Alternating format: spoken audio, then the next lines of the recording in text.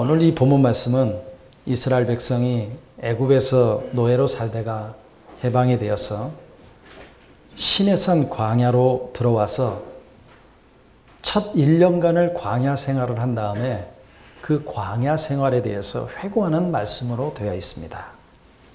이스라엘 백성들이 1년 동안 그 험악한 광야 생활을 하죠.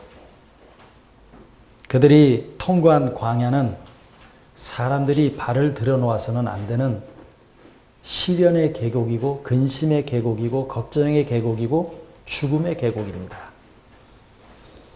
모세는 그곳을 신명기 1장 19절에서 이렇게 말씀하고 있습니다. 크고 두려운 광야라고 말씀하고 있습니다. 이것은 그들이 지나온 광야가 아주 편안한 곳이었어요? 아니에요. 그들이 지나온 광야는 많은 위험과 이 어마어마한 공포와 고통이 있는 곳이었습니다. 자연히 그들이 들어선 광야는 이스라엘 백성들은 말로 형용하기 어려운 고통을 많이 받았습니다.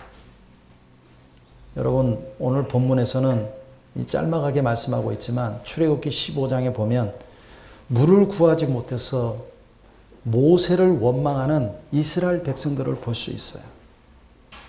16장으로 넘어가면 며칠 굶었는지 잘 알지는 못하겠지만 배가 고파서 못 살겠다라고 아우성을 치는 모습이 보입니다. 그리고 그 다음 장으로 넘어가면 마실 물이 전혀 없어가지고 어린아이들이 물을 달라고 엉엉 울어요. 그리고 물을 마시지 못하니까 새끼 뵌 양이랑 새끼 뵌 소 같은 것들이 픽픽 쓰러져서 죽습니다. 여러분, 내 눈앞에서 아이들이 물을 못 마셔가지고 엉엉 울고 있고 내가 잘 키운 가축들이 물을 못 먹어서 픽픽 쓰러진다면 이스라엘 백성들 사람들 치고 이성을 잃겠어요? 안 잃겠어요? 이성을 잃을 수밖에 없습니다. 나중에 모세를 향하여서 돌을 던질 것 같은 정말 기가 막힌 상황이 벌어지고 있는 것을 볼 수 있습니다. 그뿐만이 아닙니다. 그들은 며칠에 한 번씩 천막을 쳤다가 천막을 걷었다가 아주 이 불안한 생활을 계속적으로 하는 거예요. 언제 끝날지도 모르는 여행의 연속이 계속적으로 그들을 기다리고 있었습니다. 식단은 어떻습니까? 식단이 얼마나 단조로운지 몰라요. 만나로 만든 음식이 그들에게 공급되기만 했습니다. 한마디로 말해서 그들의 광야 생활은 힘들고 고날픈 나날이었습니다. 모두가 신경이 날카로워질 대로 날카로워졌어요. 그러니까 그 안에서 얼마나 분쟁이 많겠어요. 신경 쓰이는 일도 많고 늘 불안하고 늘 지루하고 힘들고 짜증스러운 일들이 그들에게는 많았습니다. 이스라엘 백성들의 눈에는 광야 생활이 하나님의 품에 안겨서 걸어가는 삶이 아닙니다. 아주 지긋지긋한 삶이 광야 생활이었습니다. 죽지 못해서 살아가는 삶이었고 하루하루 고단한 삶이었습니다. 그러니 모세가 너희는 지난 1년 동안 아버지 하나님 품에 안겨서 광야를 지나왔다라고 말하고 있을 때 오늘 본문 32절에 보게 되면 이 말에 너희가 너희 하나님 여호와를 믿지 아니하였도다라고 말씀하고 있어요. 그러니까 회고를 하면서 모세의 관점은 하나님의 은혜 가운데 하나님의 품에서 지내왔다라고 얘기하고 이스라엘 백성들은 이 일에 너희가 너희 하나님 여호와를 믿지 아니했다라고 말씀하고 있어요. 누구를 믿지 아니했다고요? 하나님을 믿지 않았다. 그러니까 하나님을 믿지 않으니까 누구도 못 믿겠다는 얘기예요? 모세 너도 못 믿겠다는 얘기예요. 그러니까 불신이 아주 꽉 차 있는 그들은 모세가 하나님의 품에서 걸어왔다라고 얘기하니까 과장된 소리로 하는 것으로 거짓말로 그것을 받아들일 수밖에 없었습니다. 그렇다면 여러분, 어떻게 모세는 이처럼 험난한 광야 생활을 놓고 이스라엘 백성들과 전혀 다른 시각을 가질 수가 있었습니까? 혹시 모세 혼자만 구름을 타고 둥둥 떠다니지는 않았습니까?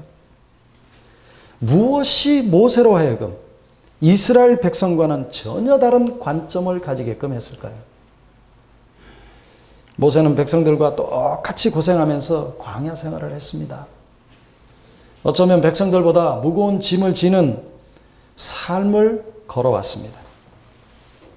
80세의 고령에, 그것도 광야에서 수십만 명의 생사를 책임져야 하는 이 지도자의 자리는 하루하루가 피말리는 삶이 아닐 수가 없습니다.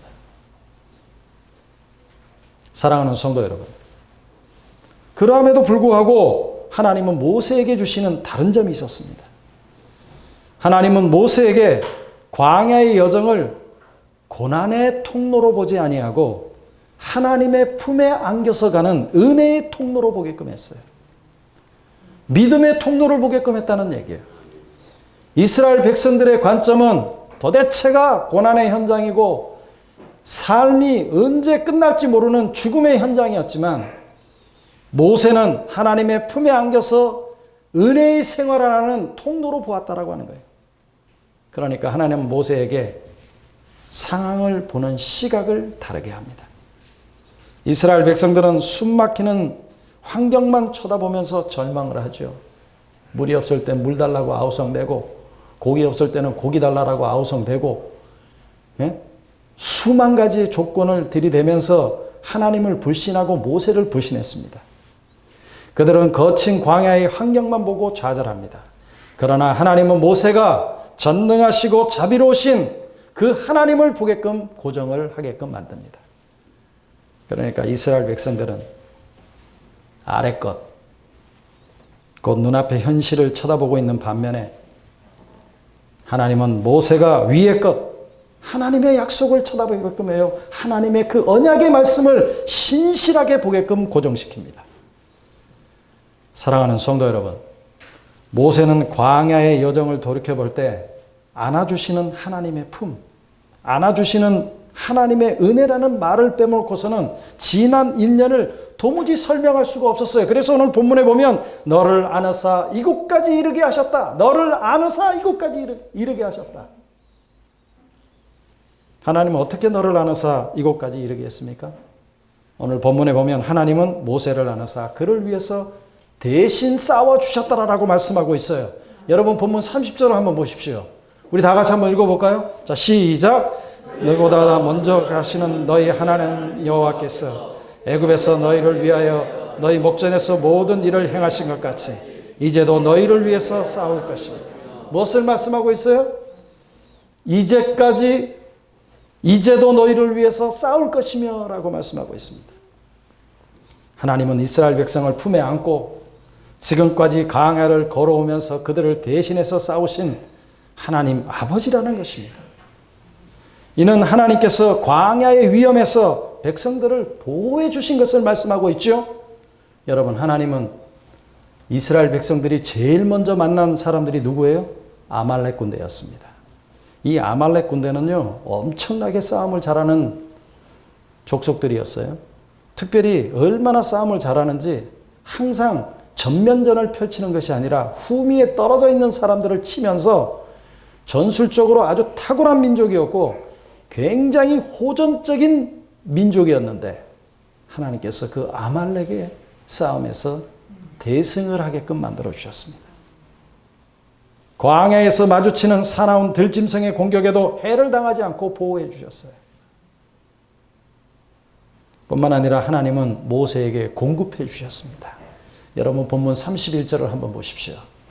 우리 다 같이 한번 읽습니다. 시작. 광야에서도 너희가 당하였거나 사람이 자기의 아들들을 아는 것 같이 너희 하나님 여호와께서 너희가 걸어온 길에서 너희를 안으사 이곳까지 이르게 하셨느니라. 무엇을 말씀하고 있어요? 이 모세의 고백에는 광야 생활에 필요한 모든 것을 공급해 주시고 인도해 주신 이 하나님의 감격이 있어요. 여러분 31절 다시 한번 보십시오. 광야에서도 너희가 당하였거나 사람이 자기 아들들을 아는 것 같이 너희의 하나님 여호와께서 너희가 걸어온 길에서 너희를 안으사 이곳까지 이르게 하셨다. 여러분 광야 생활 가운데 하나님께서 지키시고 공급해 주셨던 하나님의 은혜가 아니고서는 이렇게 고백할 수 있겠어요? 배고플 때 만나를 주시고 목이 타들어갈 때는 반석에서 나오는 생수를 마시게 해줬고 고기가 먹고 싶다 할 때는 고기를 주셨고 오랜 여정 가운데 발이 부르트지 않도록 하나님께서 그 발걸음을 인도하셨다는 얘기예요. 아멘. 뿐만 아니라 하나님은 모세를 인도하셨습니다. 여러분 33절을 보십시오. 우리 다 같이 한번 읽어볼까요? 자, 시작. 그는 너희보다 먼저 길을 가시며 장막칠 곳을 찾으시고 밤에는 불로 낮에는 구름으로 너희 갈 길을 지시하신 자이시다. 무엇을 말씀하고 있어요? 광야는 앞길이 보여요? 앞길이 보이질 않아요. 그러나 하나님은 앞길이 보이지 않을 때 오늘 본문에서 뭐라고 말씀하고 있어요? 너희가 너희 갈 길을 지시한 자가 되셔서 광야의 여정을 인도하셨다라고 말씀하고 있어요. 여러분 광야는 길이 없는 곳이에요. 인적이 없는 곳이기 때문에 인적이 있는 곳은 어때요? 길이 어때요? 지름길에 대해서 어때요? 뺀질뺀질하잖아요. 광야는 지름길이 안 보여요. 동서남북을 분간하기도 막막하고 어려운 곳이 광야입니다. 하나님은 그곳에 서서 불기둥 구름기둥으로 이스라엘 백성들의 길을 열어주시고 하나님은 그냥 가만히 두신 것이 아니라 친히 진두지휘하시면서 이스라엘의 모든 여정을 이끄셨다라고 하는 거예요. 뿐만 아니라 하나님은 모세의 친아버지가 되어주셨어요. 여러분 본문 31절을 한번 보십시오. 우리 다 같이 한번 읽어볼까요? 자, 시작. 광야에서도 너희가 당하였거니와 사람이 자기 아들을 안을 것 같이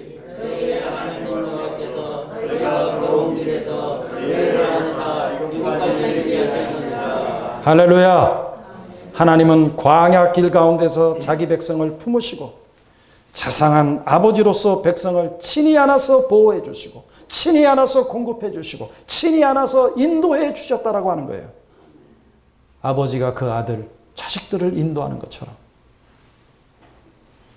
이런 사실들은 모세가 백성들의 어떤 말에도 흔들리지 아니하고 하나님을 신뢰할 수 있었던 믿음의 근간이 된다라고 하는 거예요. 수많은 원망의 소리, 수많은 불편의 소리, 수많은 불만의 소리, 자기를 죽이려고 하는 이스라엘 백성들의 말소리 앞에서도 흔들리지 아니하고 하나님께서 신실하게 나를 인도하셨다라고 하는 그 사실이 모세에게는 이스라엘 민족을 인도할 수 있는 놀라운 믿음의 계기가 됐다라고 하는 거예요. 이러한 이유 때문에 모세 이후에 평생을 하나님을 자비로우신 아버지라고 생각하면서 신뢰하면서 사랑합니다. 그는 광야 생활을 하나님의 품에 안겨있는 삶으로 생각하고 있어요. 이게요, 믿음이 없으면 이렇게 못해요. 하나님이 주시는 능력이 아니면 이렇게 못해요. 그렇게 39년이 흘렀습니다. 120세가 될 때 여러분 신명기 32장은 모세가 죽음을 앞두고 마지막으로 이스라엘 백성들에게 고별 설교하는 장면이 나와요.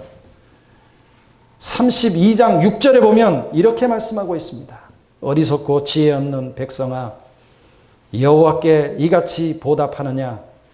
그는 내 아버지시여 너를 지으신 이가 아니시냐? 그가 너를 만드시고 너를 세우셨도다. 할렐루야. 네. 무엇을 말씀하고 있어요? 모세는 하나님을 어떻게 소개하고 있어요? 그는 너의 아버지시요. 다시 한번 하나님이 아버지가 된다라고 하는 것을 강조하고 있어요. 성도 여러분, 구약에서 하나님을 아버지라고 최초로 부른 사람이 누구냐? 모세예요. 하나님은 모세에게 하나님을 자비로우신 아버지로 보게끔 눈을 열어주시고 영안을 열어준 거예요. 그래서 숨이 끊어지기 전에도 백성들에게 하나님은 너의 아버지가 아니시냐라고 질문하고 있는 거예요. 여러분, 지금 모세가 임종을 앞두고 있는 가운데 특별히 33장 27절에는 이렇게 고백하고 있어요. 우리 다 같이 한번 읽어볼까요? 자, 시작. 영원하신 하나님이 내 처소가 되시니 그의 영원한 팔이 내 아래에 있도다 라고 고백하게끔 만들어요. 얼마나 중요한 고백이고 얼마나 신앙의 고백이에요. 그러니까 1년이 지난 다음에 고백했던 모세의 고백이랑 29년이 지나고 난 뒤에 모세의 고백, 그리고 임종을 앞둔 모세의 고백은 동일해요. 하나님이 어떻게 되신다고요? 아버지가 되신다라고 하는 거예요. 영원하신 하나님이 내 처소가 되시니 그의 영원하신 팔이 내 아래에 있도라라고 고백하고 있는 거예요.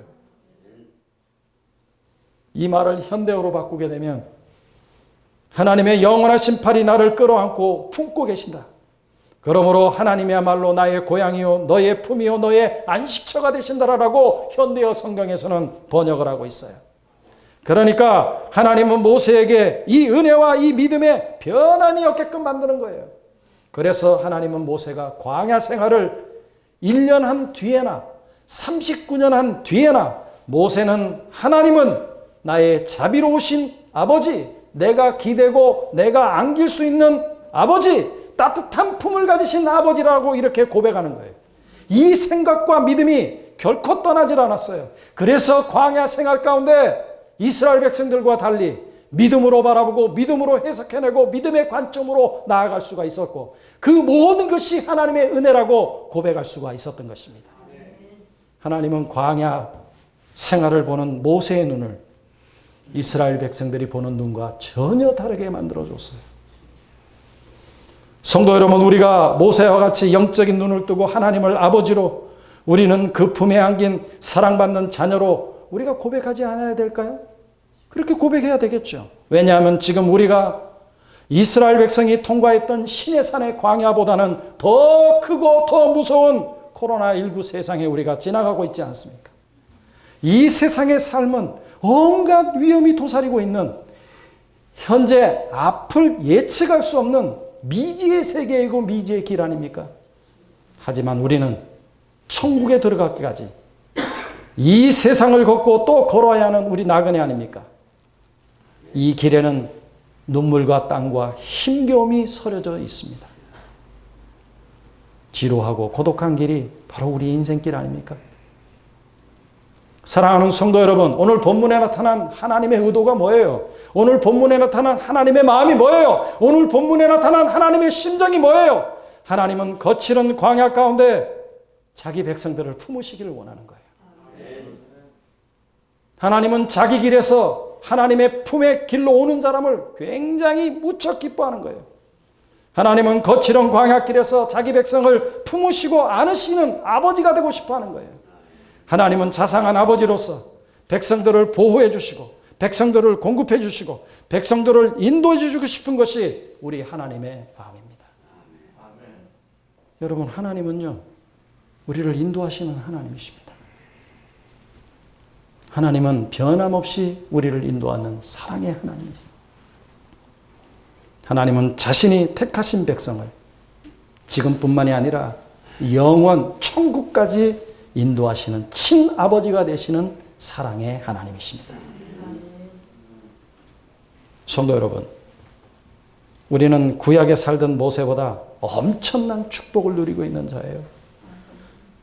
여러분, 여인이 난 아들 중에서 가장 위대한 사람이 누구예요? 세례 요한이죠. 세례 요한보다 우리는 더 위대한 사람들이에요. 율법시대에 살았던, 율법시대에 그렇게 위대했던 모세도 은혜 시대에는 작은 사람에 지나지 않습니다. 왜냐하면 하나님이 우리를 사랑하는 아버지가 되신다는 사실을 모세가 안 것보다는 우리가 아는 것이 더 크고 더 분명하게 알고 있기 때문입니다. 여러분, 예수님께서 이 땅에 오셔서 우리에게 해주시는 일이 여러 가지가 많죠. 가장 위대한 일이 뭐라고 생각하십니까? 예수님께서 우리를 위해서 해주신 큰 일 가운데 하나는 하나님이 아버지이신 것을 우리에게 가르쳐 주셨다고 하는 거예요. 또 하나님이 어떤 분인가를 몸소 보여주었습니다. 그래서 요한복음 14장 9절에 보면 나를 본 자는 아버지를 보았다라고 말합니다. 그러므로 우리가 하나님을 하나님 아버지를 보고 싶다면 사복음서를 펴고 예수님의 행하신 행적과 예수님의 행하신 일과 그 말씀을 묵상하면 됩니다. 왜냐하면 예수님을 본 자는 하나님을 보았기 때문입니다. 이렇게 하면 하나님을 아버지로 느끼고 하나님의 품에 안기는 것은 조금도 어렵지 않습니다.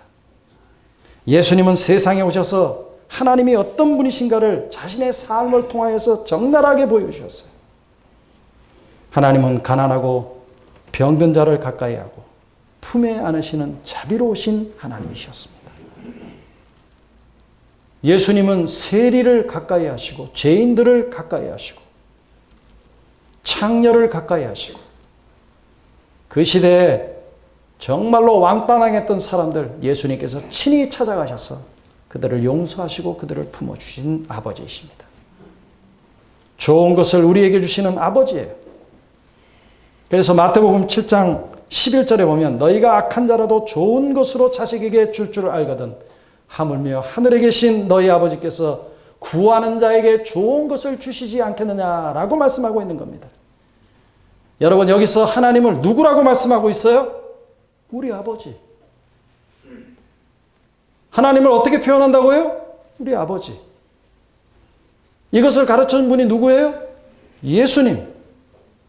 예수님 이전에 살았던 모세는 이런 가르침을 받지 못했어요. 그러나 우리는 분명히 가르침을 받고 분명히 알고 있어요. 예수님은 세상에 계시는 동안에 날마다 하나님을 향해서 뭐라고 말씀하셨어요? 아빠, 아버지라고 말씀하셨어요.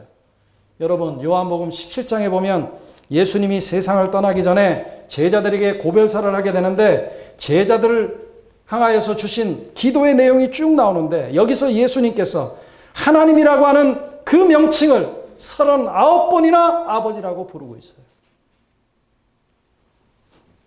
우리는 예수님의 이런 모습을 통해서 하나님이 나의 아버지가 되신다라고 하는 것을 깊이 배우게 된 것입니다. 결정적으로 요한복음 1장 12절에서는 무엇을 말씀하고 있어요? 영접하는 자, 곧 그 이름을 믿는 자에게는 하나님의 자녀가 되는 권세를 주셨다라고 말씀하고 있죠. 이는 곧 하나님이 우리 아버지가 되신다라고 하는 자녀의 권세, 왕의 권세를 주셨다라고 말씀하고 있습니다. 우리는 예수님을 믿자마자 하나님을 아버지라고 부를 수 있는 거예요. 이게 얼마나 큰 축복입니까? 성도 여러분, 사실 우리는요, 본능만 가지고서는 우리의 이 육체적인 어떤 생각으로는 우리의 합리적이고 분석적이다 그러지만 우리의 육안으로는 보이지 않는 하나님을 아버지라고 부르는 것이 쉽겠어요? 어렵겠어요? 쉽지 않아요. 특별히 이 포스트 모던 시대에 살고 있는 우리들은 형이상학을 해체하고 신을 해체하고 모든 권위와 모든 것들을 해체하는 이 시대에 살고 있는 우리들은 하나님을 인정하기가 쉽다고요? 쉽질 않아요. 우리의 본성으로는 보이지 않는 하나님을 아버지라고 말할 수 없는 존재들 아닙니까? 여러분 솔직하게 한번 생각해 봅시다. 하나님 그러면 여러분들에게 친근한 아버지예요? 아니면 무서운 분이에요? 많은 분들이 두려운 생각이 앞서지 않습니까? 하나님 생각하면. 그러니까 이스라엘 백성들의 생각과 우리의 생각이 전혀 다르질 않아요. 하지만 하나님은 우리의 이 두려운 마음을 제거해 주기 위해서 누구를 보내셨어요? 성령님을 보내신 것입니다. 그 성령님은 우리 안에 거하시면서 시도 때도 없이 하나님을 아빠, 아버지라고 우리가 부르도록 도우십니다. 예수님이 세상에 계실 때 하신 것처럼 우리도 그렇게 하도록 성령님이 우리의 영을 감동하고 있다고 하는 거예요. 그래서 로마서 8장 15절에 보면 너희는 다시 무서워하는 종의 영을 받지 아니하고 양자의 영을 받았으므로 우리가 아빠, 아버지라고 부르짖느니라고 우리들에게 말씀하고 있죠. 그러니 여러분들이 가지고 있고 내가 가지고 있는 이 은혜가 얼마나 큰 것입니까? 우리 중에는 하나님이 아버지라고 하는 사실을 모르는 사람이었고 하나님을 아버지라 부르기를 주저하는 사람도 없습니다. 여러분 사도신경을 여러분들이 오늘 고백할 때 제일 먼저 나오는 게 뭐예요? 전능하사 천지를 만드신 하나님 아버지를 내가 믿사오며 아닙니까? 주기도문을 우리가 암송할 때 하늘에 계신 우리 아버지여 우리가 가만히 되뇌이지 않습니까?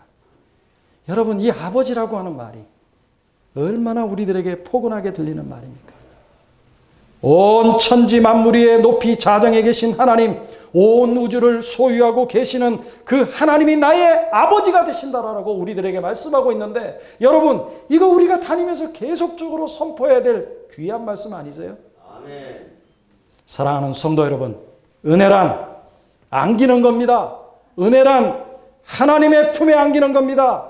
은혜란 세상에 안기는 것이 아니라 내 아버지 되신 하나님의 품에 안기는 겁니다. 이런 광야 같은 길을 하나님의 은혜와 믿음의 눈을 가지고 본다면 얼마나 좋겠습니까? 태산을 넘어 계곡에 갈지라도 하나님 품에 안겨서 걷는다면 우리는 빛 가운데 걸어가는 나그네로서 한평생 살아갈 수가 있다고 하는 거예요. 성도 여러분, 누군가에게 안긴다라고 하는 것은 머리로만 그치는 게 아니에요. 머리로만 그치는 메마른 행위가 아니에요. 하나님의 품에 안긴다라고 하는 것은 그냥 우리의 머리에서 나오는 것이 아닙니다. 사랑에 빠진 남녀가 서로 포옹한 이후에 집에 가서도 가만히 누워있으면 그 온기가 나한테 전달되듯이, 그 안았을 때 흥분 속에서 깨어나지 못하는 것은 쉽게 이해할 수 있는 여러분 감정 아닙니까? 그러나 우리가 한 번도 보지 못한 하나님의 품에 안겨 있다라고 하는 것은 이게 머리로만 되는 것이 아니고 합리적인 분석으로만 되는 것이 아니에요. 안다라고 하는 것은, 성경에서 안다라고 하는 것은 온몸으로 느끼고 온 마음과 온 마음으로, 온 몸으로 경험하는 행위를 말하는 겁니다. 아무리 영적인 부분이라 할지라도 그것은 나의 전 인격을 흥분시킬 수 있는 문제고, 나의 전 인격이 느끼고 확신할 수 있는 행위이지 막연하게 머리로 되어지는 것이 아니라고 하는 거예요. 그러므로 사랑하는 성도 여러분, 은혜는 안기는 겁니다. 은혜는 하나님의 품에 안기는 겁니다. 은혜는 내 아버지 대신, 너의 아버지가 아니라 내 아버지 대신 하나님의 품에 안기는 거예요. 은혜는 육신의 욕구에 안기는 것이 아니라 자비로우시며 내 아버지가 되시는 하나님의 품에 안기는 겁니다. 은혜는 세상의 헛된 욕망에 안기는 것이 아니라 은혜로우시며 내 아버지가 되시는 하나님의 품에 안기는 겁니다. 은혜는 사단의 품에 안기는 것이 아니라 우리의 광야길을 인도하시는 은혜로우시고 내 아버지가 되시는 하나님의 품에 안긴 겁니다. 여러분, 이렇게 안길 수 없는 상황 가운데서도 안기면서 고백하며 믿음으로 나아갔던 그 아버지가 되시는 하나님께서 주시는 놀라운 축복이 있어요. 하나님께서 모세에게 주신 놀라운 축복이 있는데 그 축복을 보면요, 너무나 감동이 돼요. 하나님께서는 모세의 품을 안고 험난한 광야의 길을 앞장서 주셨다라고 하는 거예요. 어디로 갈지 모르는 이정표가 없는 광야에서 하나님 아버지는 앞장서 가시면서 구름기둥과 불기둥으로 모세의 모든 인생의 이정표가 되어 주셔서 이렇게 이끌어 가신 거예요. 하나님은요, 모세를 다 책임져 주셨어요. 예전에 초등학교 다닐 때 보면 어른들이 나한테 하는 말이, 야, 얼마나 너 정말 복되고 좋냐. 먹고 싶을 때 어머님이 밥도 주고, 뭐 사고 싶을 때 아버지가 사주고, 니들은 책임지지 않으니까 얼마나 좋냐. 지금 제가 어른이 되고 보니까 그 말이 실감이 가요. 먹을 것을 책임져 주시고, 입을 것을 책임져 주시고, 모세가 하는 말을 다 책임져 주시고, 모세가 하는 일을 다 주님이 책임져 주셨어요. 하나님은 모세의 아버지시기에 모세의 모든 것을 보호해 주신 것입니다. 뿐만 아니라 하나님은 모세를 탁월한 민족의 지도자, 세계적인 지도자로 만들어 주셨어요. 여러분, 의사 집안에 의사 나고 검사 집안에 검사 난다라고 얘기하잖아요. 위대하신 하나님은 아버지로 모신 모세의 인생이 찌질한 인생으로 끝난 것이 아니라 모세를 그 누구보다도 탁월한 민족의 지도자, 영적 지도자로 하나님께서 삼아주셨습니다. 사랑하는 성도 여러분, 우리는 광야 같은 세상에서 하나님을 나의 아버지로 고백하며 하나님의 품에 안겨 우리는 살아가야 됩니다. 세상의 품? 아니에요. 죄악의 품? 아니에요. 다른 사람이 말하는 품? 아니에요.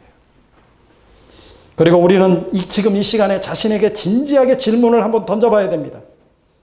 하나님은 나의 아버지, 하나님을 나의 아버지라고 믿는다라고 입술로는 고백하지만 이 무서운 세상에서, 이 무서운 팬데믹 상황에서 하나님이 나를 안고 걸어가시는 아버지라는 사실을 정말로 믿어지냐라고 하는 거예요.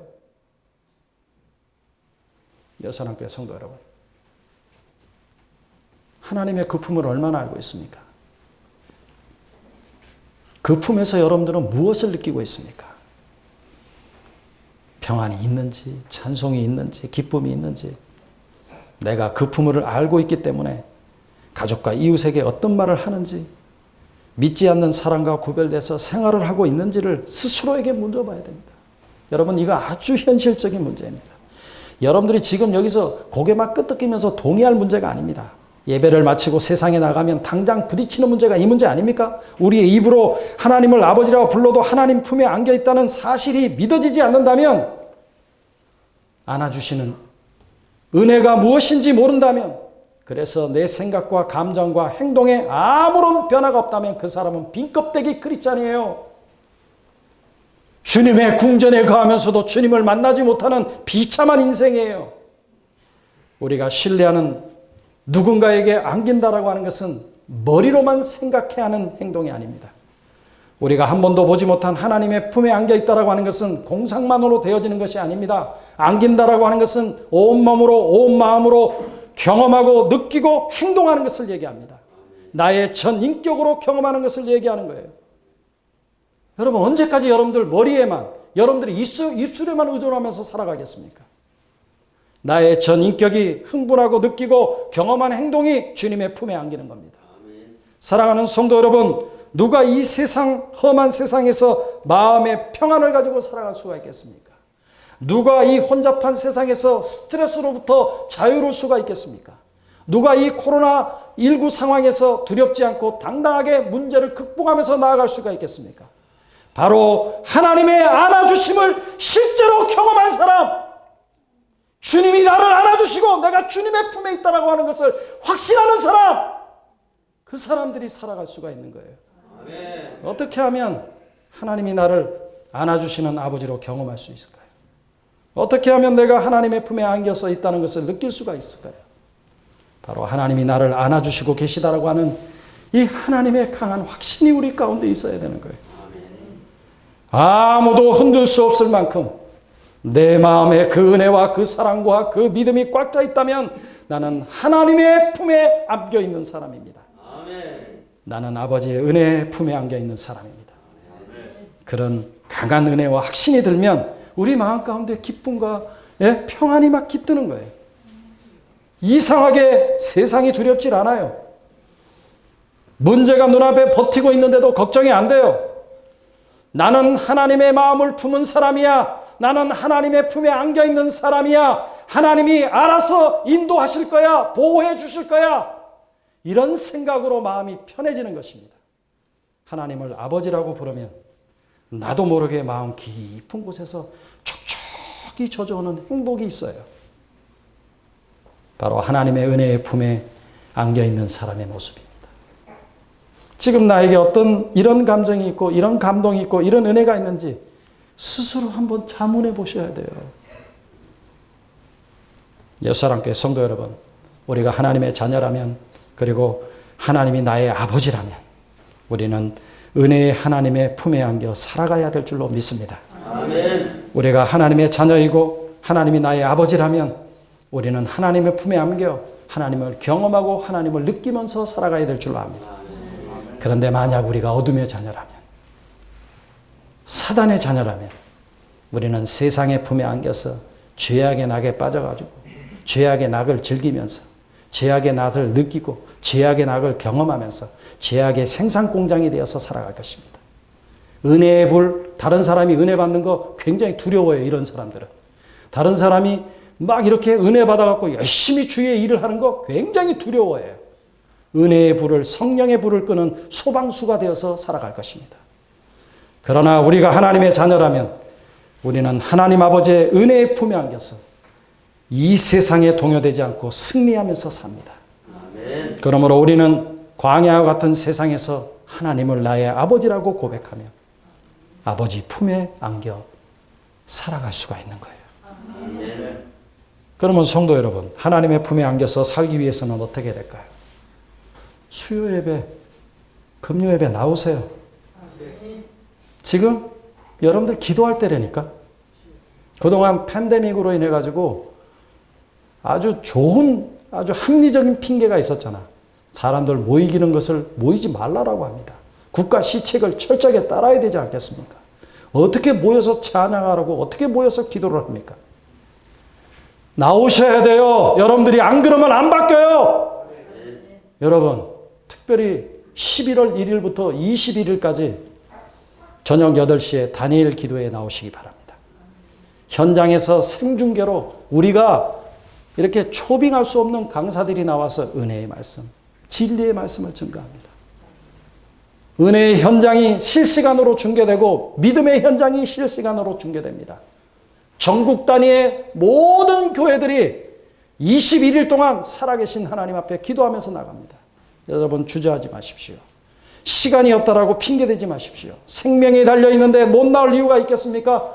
예배를 통하여서 예수님을 만나야 되고 예배를 통하여서 성령님의 역사를 경험해야 될 줄로 압니다. 그래야 기도가 나와요.